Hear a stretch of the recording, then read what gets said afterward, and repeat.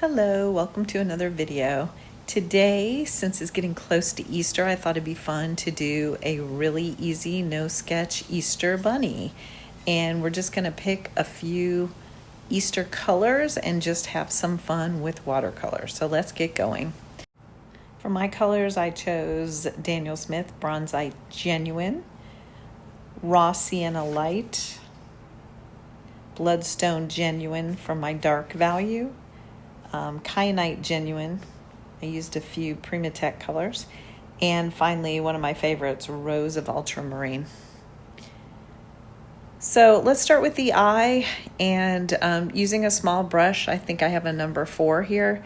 Just get a very light wash of the dark that you've chosen. Here I'm using Bloodstone Genuine. And make sure to leave a little bit of a highlight. And then just so we don't get a lot of those hard lines, let's go ahead and tap in a little bit of water around the rim just so that the color kind of explodes or escapes into it. So now using the Bronzite Genuine, a very wet mixture, I'm just gonna get kind of the loose outline so that I don't get too crazy involved with details before getting that silhouette. So I'm gonna, I think we should find the nose, and then I'll follow that up with a little bit of dark for the nostril. And don't worry if it spreads too much, we can cover it up or lift it as needed. Really, this is just meant to be loose, easy, no sketch fun.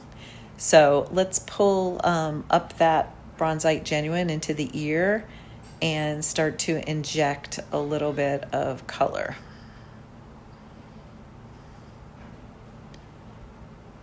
So you can see in the reference photo, the ear kind of folds over a little. So I've got, I'm adding a little bit of the raw sienna light for a little bit of variation. And keep chasing your edges to make sure everything's blending nicely. You really don't want hard edges. I can see I have one here, so I'm just blending in that color. And you can always just add water and fill in with color later when it's wet. I usually try to follow the contours of the subject so that I get, you know, kind of like almost if you're petting the animal or you're following their fur. I think then if you have some gaps, it makes sense. They just end up looking like highlights. So always looking at my reference photo, where do I need a little more value? And I'll try to inject that with some color as I go. And I wanted it to be less realistic, so I'm just using that Rose of Ultramarine as a nice complement to the raw sienna light and the Bronzite Genuine. And because I've done it to one ear, I was kind of feeling like, oh, I better go ahead and add a little bit to the other, kind of on that inside portion. And if it gets too heavy, just add a little more water. Again, just be really loose and have fun. You can use the tip of your brush when you want to get a little more of a crisp edge, or the belly of the brush when you're just spreading out that color.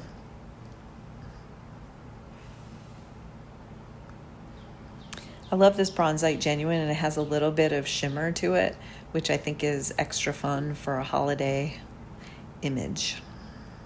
Very festive. And don't try to fill every bit in. You can leave some white spaces. That just adds interest and contrast to the busyness of all the color that we'll have going on. And you do have to move somewhat quickly so that you avoid some of those hard edges. So I'm realizing here, oh, I better start moving into the body. And again, just following the contours of the bunny itself, I can just sort of bring the color around and then blend it in with water. And don't be afraid of too much water in this. That's perfectly fine. We're not in a rush. We have plenty of drying time. So I want to inject some of the blue, which is the Kyanite Genuine. And again, it has a little bit of shimmer as well. And it's not necessary on this. I just think they're kind of fun. And while the edges are wet, try to pull out a few bits of the fur. so that, again, we avoid those hard edges and it just makes it a nice loose sketch. Caution when you're adding the yellow and the bluish tones, you do tend to get a little green, which for this doesn't really matter, and I'm going to end up painting over it anyway, but you just don't want to put a lot of yellow on a wet blue area.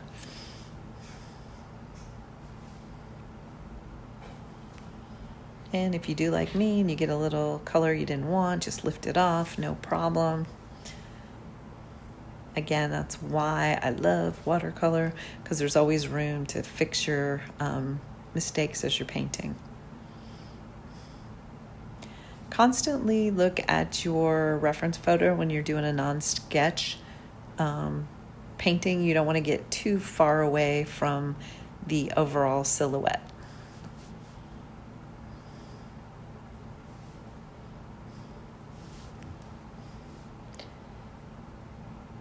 And when I'm looking at that reference photo, I'm also looking at the value. Where do I need a little more? Where do I need a little less? And you can always go in when the layer's dry, but here I'm trying to take advantage of the beauty of the blends on the watercolor. So I'm really not doing a heavily layered image. I just want a lot of fun blends. And you know, our eyes fill in the blanks. So with a loose painting, just really enjoy the process, watching the color flow. Constantly adding water to the edges to avoid some of the crisp. I don't mind a few, but I don't want it to be all hard-edged.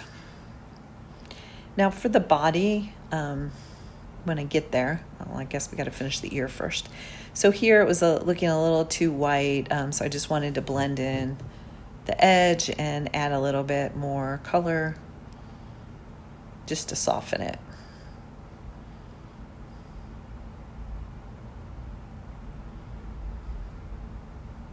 And you can see I'm holding my brush really loosely and lightly when I'm doing the broader strokes, and then I go in a little tighter here. And you can use a smaller brush if you're not as comfortable. I just injected a little bit of the rose of ultramarine to give that eye a little dimension, so it's not so flat with the Bloodstone. Okay, so now I believe I'm ready for the body. I'm just lifting a little bit of the edge here so that I get the right color. I didn't want too much of that rose of ultramarine. But color is just whatever you're feeling. If you want it to be a little more yellow in the body or a little more blue, then that's great. You just go with it. There are no wrong answers. That's why I love this technique. So now get a bigger brush and really just dab down some water, because we're going to have fun with the body. And we're not showing any detail whatsoever. We're just getting a large mass of water, and then we're going to dab in a bunch of different color and throw some salt on for a fun technique. And if you haven't used salt, don't worry, you can use any type of salt. I'm using a Malden salt, which is a pretty large crystal. You'll see when it goes down, but you can use just a basic table salt, and they all have different effects. They're kind of fun to explore.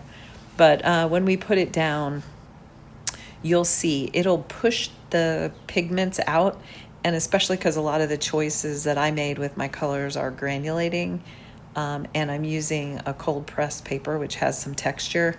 We're really going to get a lot of texture with the salt.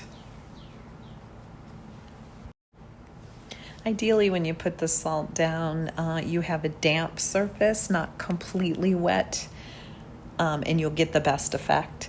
And then you just leave it alone and move on. I always tend to noodle around with it, and it's fine. You might not get as crisp of a speckling effect. But again, this is just for fun, to get us in the Easter spirit.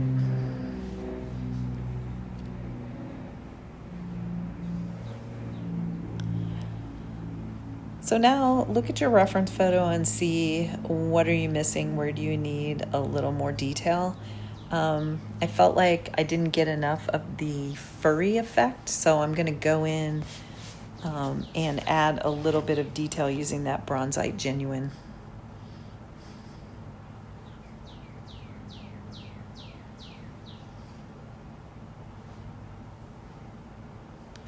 The nose needed a little bit of a pop, and I didn't like this little space here in the eyes, so just blend. If you have any of those, just blend them together.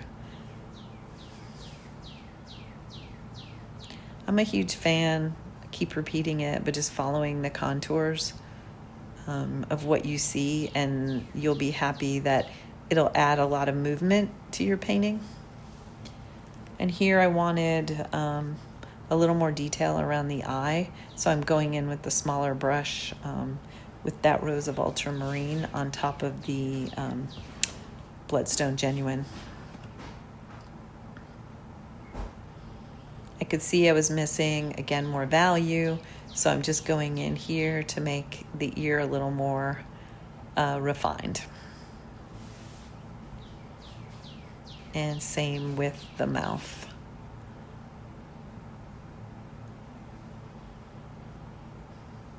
Now to add the whiskers, I went to a rigger brush, and I would just caution, do some practice strokes, because I went in a little heavy with my first couple, and you'll see I'll have to lift it. So it is a different kind of a movement than you were using with your other brush. So make sure there's enough paint on the rigger so you don't get a lot of dry brushing. Again, you can kind of see I had some of that, which is fine if you have a little, but you can see my one whisker is super heavy, so I'm not happy with that. So I'm debating here, how can I fix that? Okay, I'm decided I'm just gonna blend it in with more water and a slightly larger brush, trying to stay away from my salted area as it's drying. So you can see I'm just pushing that pigment around, which, because our technique is so modeled, it worked out just fine.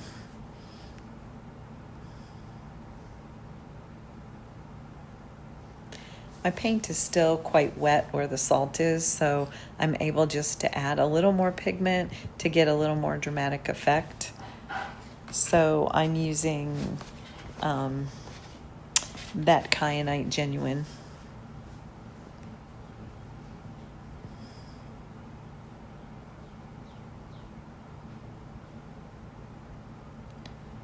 And if you spill, no problem, just pick it up.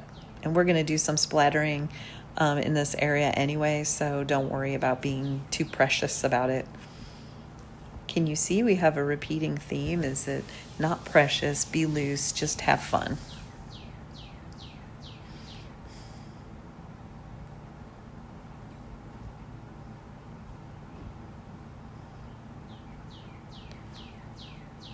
So the whiskers are in, but I need a little bit of the speckling around the nose where the whiskers go into the fur. So I'm adding that with my small rigger. And while I have it out, I'll add a little more fur. I don't want it to be as obvious with the Bloodstone Genuine, so I'll switch off to my Bronzite Genuine.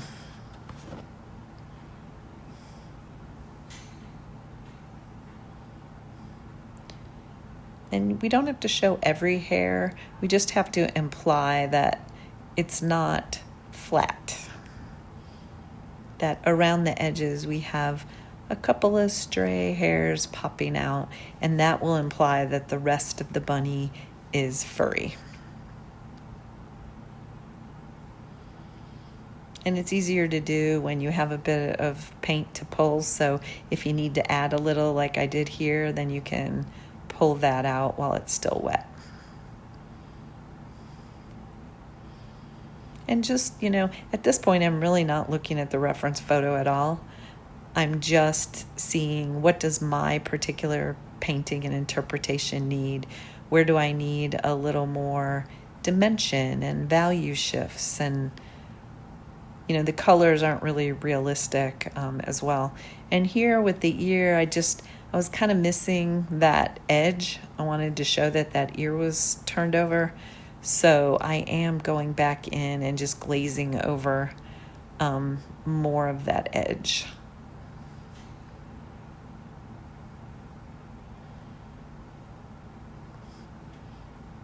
And by doing that, I can see now that there's a clear inside of the ear and an outside.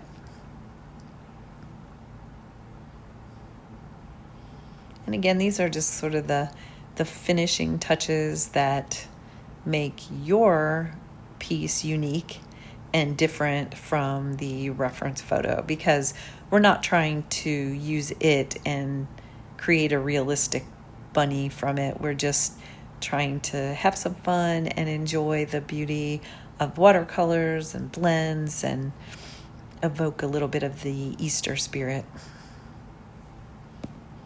at least the commercial Easter spirit. As always, if you add a little bit of the edge where I saw I needed a little more value, I'm just softening that outside edge so that I don't get a hard line. And I just did that by introducing a little more water and pulling that pigment out.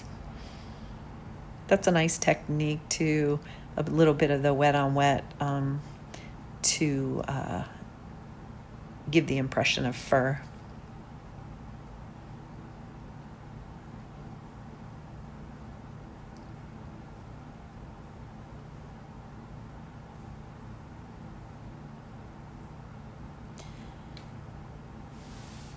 Just rounding out the eye and lifting a bit. I find when you have a mammal's eye or even a human's eye, if you lift a bit off the middle, it gives that nice rounded impression.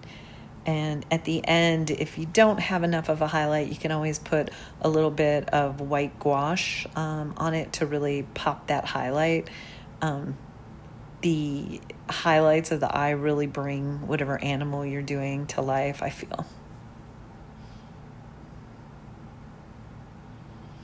So a little more fur.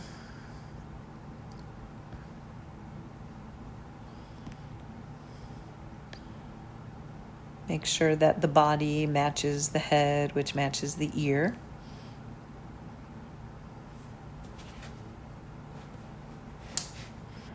And you can kind of look at the area you're trying to add fur. At the top, if you'll notice, I added the Bronzite Genuine, but down here, I'm adding the Kyanite because that is the area that I've already painted.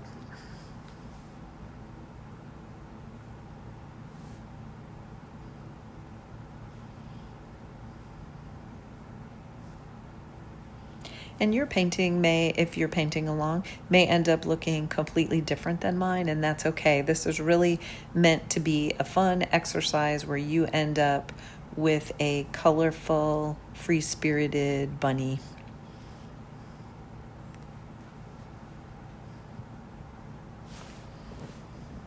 When I first started painting, I always used to be critical of my own work and say, oh, I don't like that mark, or oh, I've ruined it, I put too much rose of ultramarine, and oh, I've done this. And now I realize that's really what makes everything unique, and I am able to look past some of those things because I just look at the painting as a whole and I don't dwell on tiny little areas within, because nobody really notices that but you anyway, and no one knows what your intention was, and no one is comparing it to the reference material you're using. And obviously, since I found this image on Pinterest, I'm not planning to sell this piece, and I'm not using it for anything but my own enjoyment of creating it. It may end up on a refrigerator during the holiday.